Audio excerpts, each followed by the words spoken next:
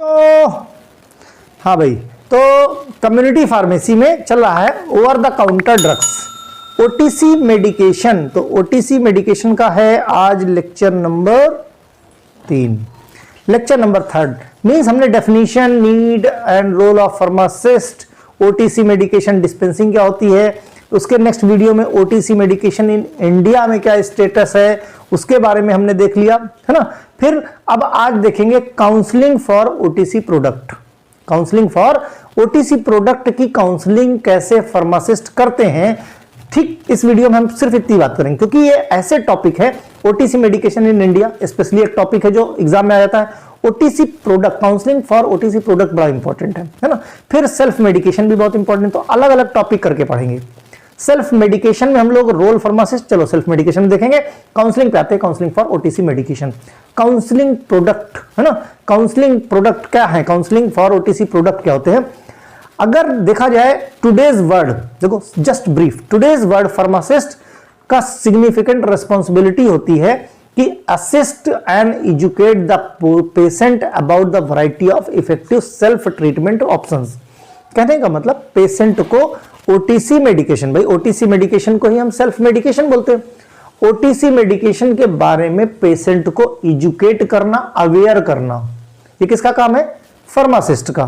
तो when it comes to self care, बड़ा important है सेल्फ केयर है ना। Self care become increasingly popular among the patient. जितने यहां बैठे हो, जितने पढ़ रहे हो, मुझे देख रहे हो, सोच के देखो कि अगर बुखार आता है तो क्या डॉक्टर के पास जाते हो।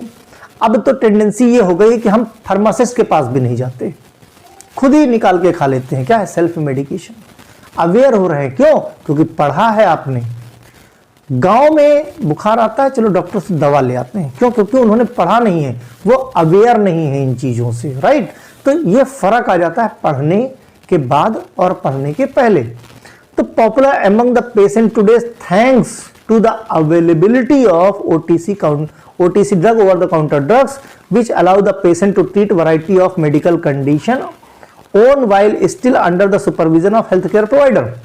कई बार ऐसा होता है और सबको थैंक्स करना चाहिए कि रात को 12 बजे पेट में दर्द हुआ तो हम पेट दर्द की दवा खा लेते हैं, रात को 1 बजे सिर में दर्द हुआ तो सिर दर्द की दवा खा लेते हैं, रात में अगर किसी तरीके से गैस बनी या किसी तरीके से कोई और समस्या हुई, हम उठ के उसकी दवा खा लेते हैं। बुखार आया, बुखार की दवा खा लिया है ना। किसी को लूज मोशन हुआ, लूज मोशन, कहीं इन्फ्लेमेशन हो गया, कोई जल गया, कोई कीड़े ने काट लिया, तो उसकी दवा हम ले सकते हैं।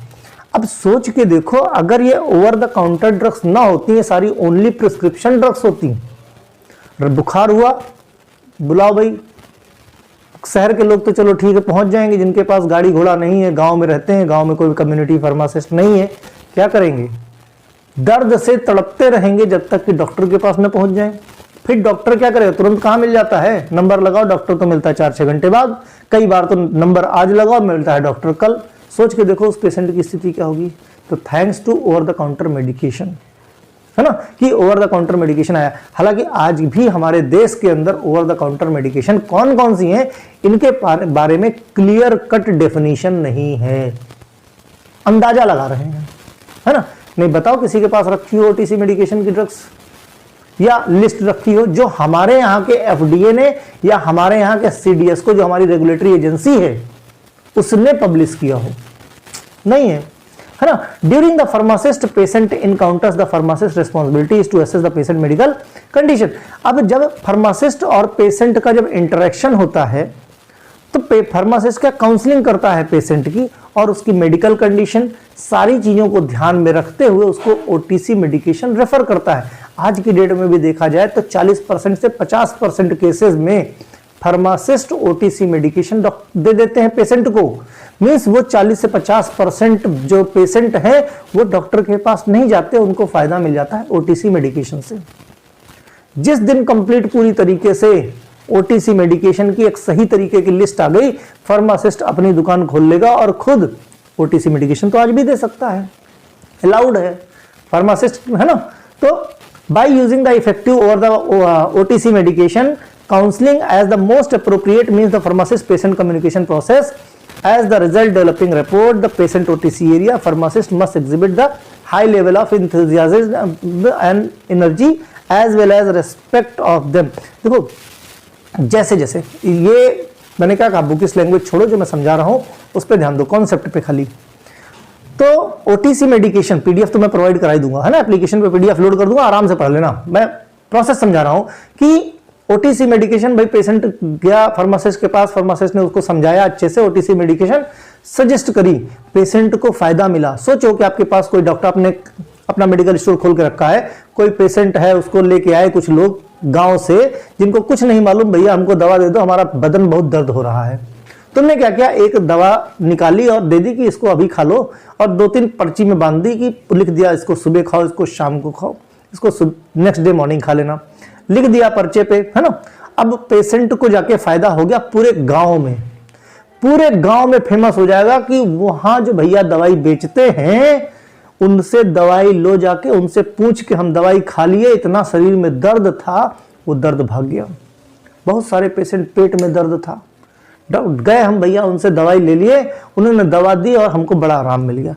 सोचिए एनर्जी लेवल लोगों का आपके प्रति, दूसरा आपके प्रति रिस्पेक्ट, है ना। तो सही ओटीसी मेडिकेशन और सही तरीके से अगर क्रियान्वयन इनका हो जाए, सही तरीके से रेगुलेशन हो जाए, तो काफी हद तक।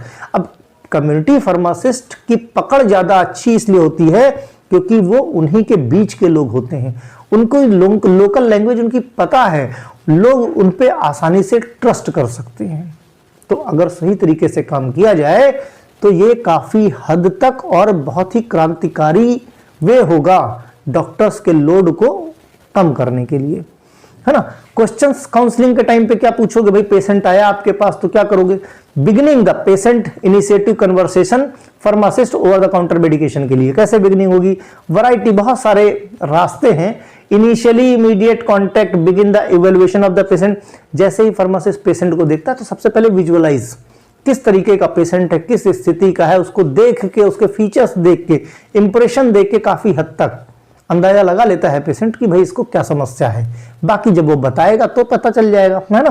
There drug related requirement, counselling patient about the self care या नॉन प्रिस्क्रिप्शन ड्रग्स के बारे में उसको समझाना है।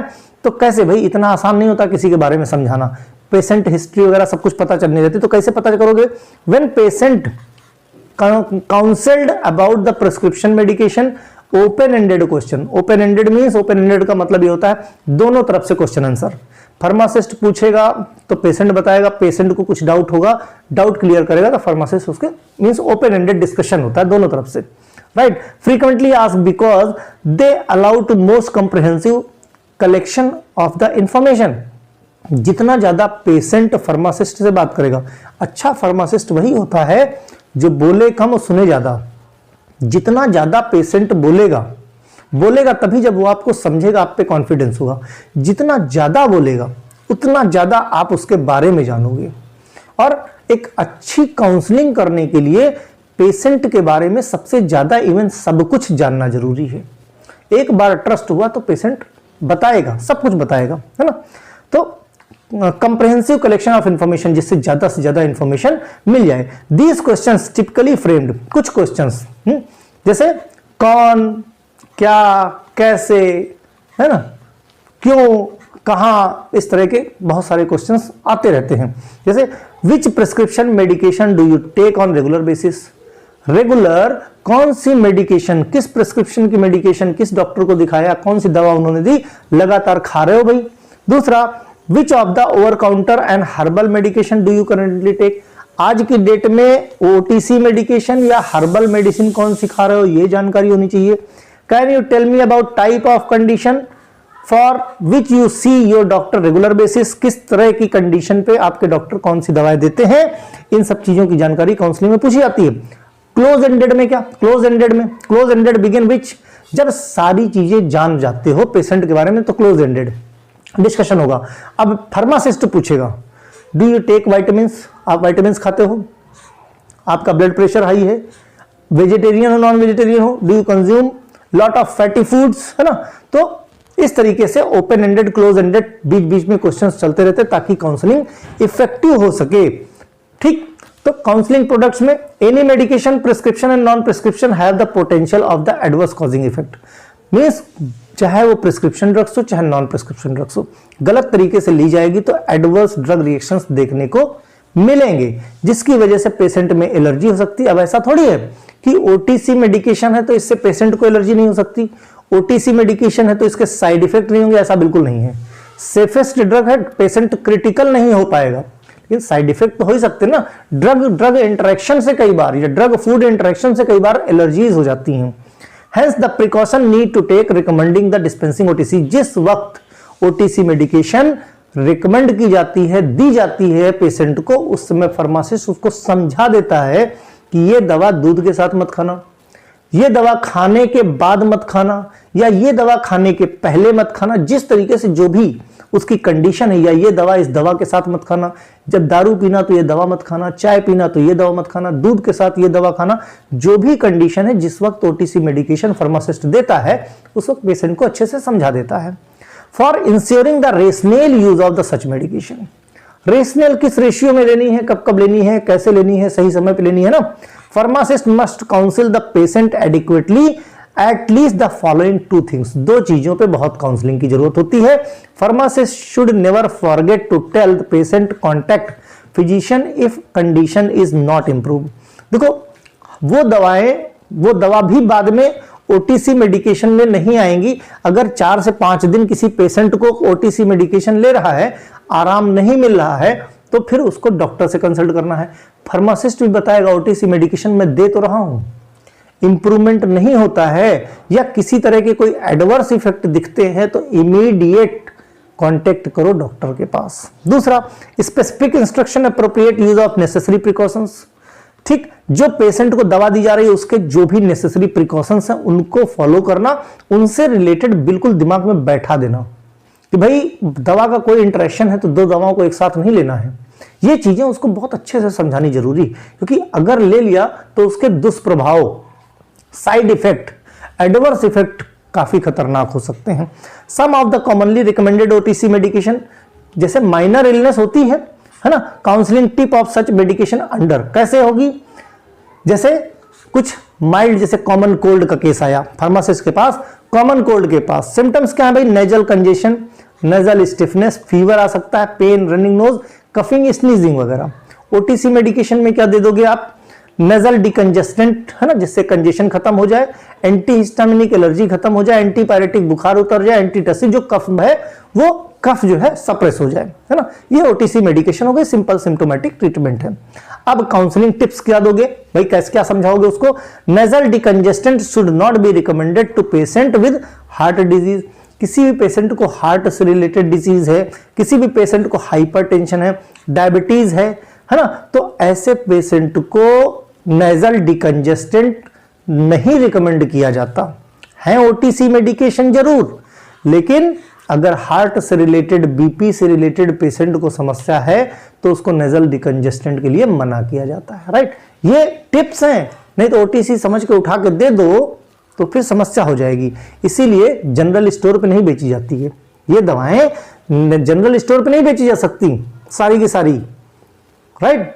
क्यों, क्योंकि जनरल स्टोर वाले को थोड़ी ना पता है ये चीज कि भाई बीपी की बीमारी है ना, किसी को डायबिटीज है तो ये दवा देनी कि नहीं देनी।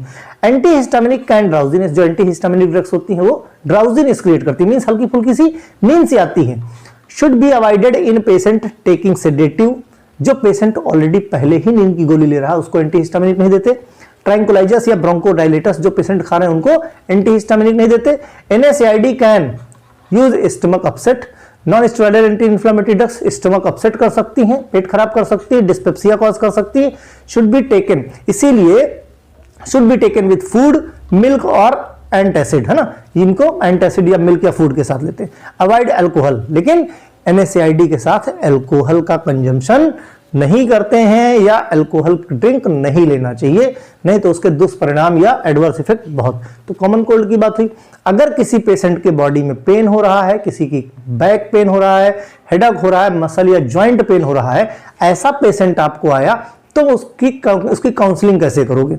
सिम्टम्स क्या है, there may be the acute या क्रोनिक पेन, है ना, एसोसिएटेड जो भी, चाहे आर्थराइटिस का पेन हो, टेंसर का पेन हो, किसी तरह की कोई बीमारी लग गई हो, है ना, जिसके वजह बॉडी पेन, तो ओटीसी मेडिकेशन में क्या करोगे, मेडिकेशन सिम्टोमेटिक, NSAID है ना, नॉन स्टेरॉयडल एंटी इन्फ्लेमेटरी, जैसे एस्प्रिन हो गई, आइबुप्रोफेन, केटोप्रोफेन, नेप्रोक्सेम, एस्टामिनोफेन, कॉमनली ये ड्रग्स यूज की जाती हैं दर्द वगैरह के केस में, कि पेन किलर का भी काम करेगा, एंटीपायरेटिक का भी काम करेगा, और अगर कहीं इन्फ्लेमेशन हुआ है तो एंटी इन्फ्लेमेटरी ड्रग का भी काम करता है। तो ये ड्रग्स बड़ी कॉमन सी होती हैं। जैसे सिंपल सी बात करो, कहीं पेन वगैरह हो रहा हो पूरी बॉडी में कहीं, तो जीरोडॉल-SP एंटी इन्फ्लेमेटरी ड्रग्स है ना, जीरोडॉल-SP खाओ और पूरे दर्द में, पूरे शरीर में कहीं भी दर्द हो, बड़े आराम से आराम मिल जाता है। काउंसलिंग टिप, कैसे काउंसलिंग करोगे, aspirin can cause GI irritation. GI irritation means gastrointestinal tract में इरिटेशन कॉज कर देगा, जिसकी वजह से लूज मोशन, डायरिया हो सकता है। एस्प्रिन ज्यादा नहीं यूज किसको करनी चाहिए, अगर कोई फीमेल प्रेग्नेंट है तो अबॉर्शन का केस हो सकता है, फीटस को नुकसान हो सकता है। There is the risk of the bleeding patient taking warfarin, कोई पेशेंट अगर वारफेरिन ले रहा है तो ब्लीडिंग का केस हो सकता है। Acetaminophen is safe but dangerous to liver and higher dose. Acetaminophen safest drug है, बहुत सेफ है, लेकिन ज्यादा लेने से लीवर पे नुकसान, क्यों, फर्स्ट पास मेटाबॉलिज्म, एक्सक्रीट तो यूरिन के थ्रू ही होगा, तो लीवर को काम करना पड़ेगा, एक्स्ट्रा डोज ले लोगे तो प्रॉब्लम है ना। फिर अगर कोई डायरिया का पेशेंट आ गया तो फिर कैसे करोगे उसका काउंसलिंग। सिम्टम क्या, symptom simply watery stool pass हो रहा है, मे बी बिकॉज किसके वजह से, कोई इन्फेक्शन हो गया है, डाइट फूड पॉइजनिंग हो गई है ना, या फ्लूइड लॉस हो गया है, डिहाइड्रेशन हो गया है, तो क्या करोगे मेडिकेशन में, बिस्मथ सबसाइलेट दे दिया, कैवोलिन दे दिया, लोपेरामाइड, लैक्टोबैसिलस दे दिया, एक्टिवेटेड चारकोल या oral rehydration salt OTC medication में है, दे दिया, पेशेंट को रिलीफ मिल सकता है। लेकिन साथ साथ समझाना क्या है, काउंसलिंग क्या करनी है, पेशेंट को इन्फॉर्म करना है कि कंटिन्यूअसली फ्लूइड लेते रहो, ज्यादा से ज्यादा पानी, ज्यादा से ज्यादा ORS वगैरह पीते रहो। Absorbent need to be taken 2 hours prior after other medication. तो एब्जॉर्बेंट ले लो, कोई भी मेडिकेशन अगर लेना है तो उसके 2 घंटे पहले, ताकि उसका नुकसान नहीं होना चाहिए। लोपेरामाइड में cause drowsiness, dizziness, constipation. Loperamide भाई लूज मोशन हो रहा है, कई बार लोपेरामाइड क्या करता है, टाइट मोशन कर देता है, कॉन्स्टिपेशन, ठीक। तो डिपेंड करता है पेशेंट किस तरीके से आता है, उसकी क्या कंडीशन है, एक्चुअल देखने के बाद, बात करने के बाद ही फार्मासिस्ट क्या है उसकी काउंसलिंग या ओटीसी मेडिकेशन उसी हिसाब से दे सकता है। अब पेशेंट कॉन्स्टिपेशन का आया, क्या था पहले डायरिया का, अब यहां पे जस्ट उल्टा। अब डायरिया में क्या, फ्रीक्वेंसी ऑफ डिफिकेशन या कंप्लीट डिफिकेशन नहीं हो पा रहा है, या एब्डोमिनल डिस्कंफर्ट जिसकी वजह से लोअर बैक पेन हो रही है, डिफिकल्ट पासेज स्टूल या फ्लैटुलेंस हो रहा है। कई बार कमर में दर्द लोगों को, जिन लोगों को कॉन्स्टिपेशन होता है उनको भी कमर में दर्द होता है, धीरे धीरे तो बढ़ने लगता है इतना ज्यादा को बैठते के जब उठते हैं तो बड़ी समस्या उनको होने लगती है ना। तो सोचो, बताया ना कि मोशन से इमोशन।